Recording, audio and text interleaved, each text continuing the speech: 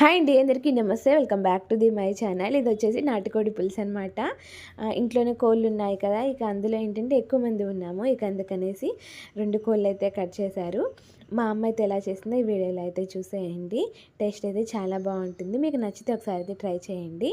First oil వేడైన తర్వాత onions, పచ్చిమిర్చి అయితే యాడ్ చేస్తుంది. సో ఇక నెక్స్ట్ వచ్చేసి అప్పటికప్పుడు నూరిన అల్లం వెల్లుల్లి పేస్ట్ కూడా యాడ్ చేసేసింది. అల్లం వెల్లుల్లి పేస్ట్ వల్లనే టేస్ట్ అయితే బాగుంటుందండి, ఫ్రెష్గా ఉండాలి. సో మంచి ఫ్లేవర్ వస్తుంది, ఏ కర్రీ అయినా టేస్ట్ బాగుంటుంది. కొంచెం పసుపు అలాగే కారం కూడా యాడ్ చేసింది. కారం వచ్చేసి కొంచెం ఎక్కువ యాడ్ చేసింది, నాటుకోడి కదా కొంచెం స్పైసీగానే ఉండాలి, ఇక అందుకనేసి కారం ఎక్కువ యాడ్ చేసింది. అలాగే కొంచెం కొత్తిమీర కూడా యాడ్ చేసింది.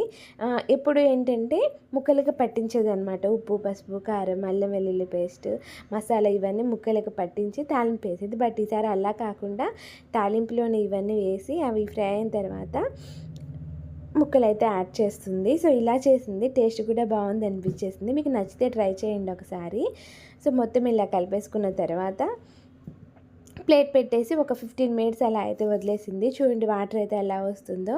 సో సాల్ట్ ఫస్ట్ యాడ్ చేస్తే సరిగ్గా ముక్కలు ఉడకవు అనేసి సాల్ట్ సగం హాఫ్ ఉడికిన తర్వాత సాల్ట్ అయితే యాడ్ చేస్తుంది ఇప్పుడు. అలాగే ఇప్పుడు కొంచెం సాల్ట్ కూడా యాడ్ చేసేసింది. నెక్స్ట్ వచ్చేసి కొంచెం చికెన్ మసాలా కూడా యాడ్ చేసింది. ఫస్ట్ అయినా యాడ్ చేసుకోవచ్చు, లేకపోతే లాస్ట్లో అయినా యాడ్ చేసుకోవచ్చు. ఏంటంటే సగం ఉడికిన తర్వాత యాడ్ చేస్తే ముక్కలకి మంచిగా పడుతుంది కదా, అందులో వాటర్ కూడా ఇంకిపోతున్నాయి అన్నమాట, మంచిగా ఫ్రై అవుతుంది. ఫ్రై అయినప్పుడు యాడ్ చేస్తే మంచిగా ముక్కలకి పడుతుంది అని అయితే యాడ్ చేసేసింది.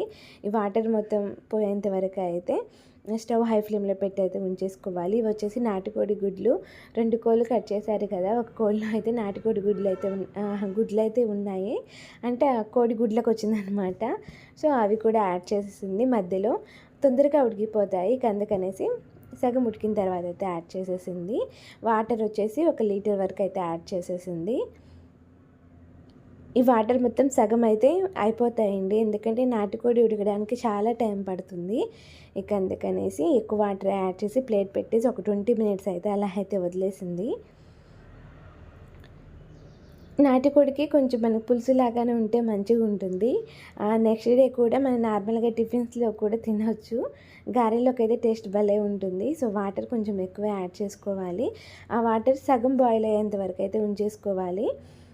ముక్క ఉడకడానికి ఎక్కువ టైం పడుతుంది అనమాట, ఎక్కువ వాటర్ పడుతుంది. సో మ్యాక్సిమం అయితే నాటుకోడి పులుసు అయితే రెడీ అయిపోయింది. కొంచెం కొత్తిమీర అలాగే కొంచెం మసాలా కూడా యాడ్ చేసి వేడి వేడి నాటుకోడి ready. Thank you for watching.